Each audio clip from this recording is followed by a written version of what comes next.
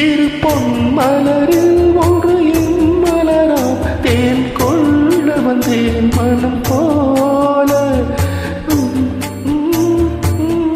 மலராய் வந்தேன் மனம் போல என் மனதிலே உன் நினைவுகளே அதை அள்ளி வந்தேன் உனக்காக காதலின் பொன்வீதியில் நான் ஒரு பண்பாடினே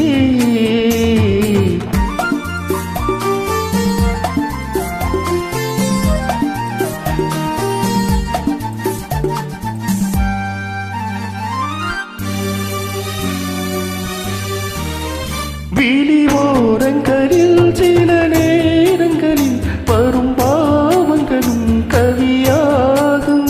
அந்த கவிதைகளில் உள்ள பொருள்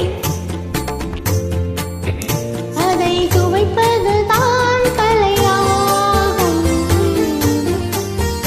அந்த கலைகளிலும் பல புதுமை உண்டு, அதை பழகுவதே பேர்.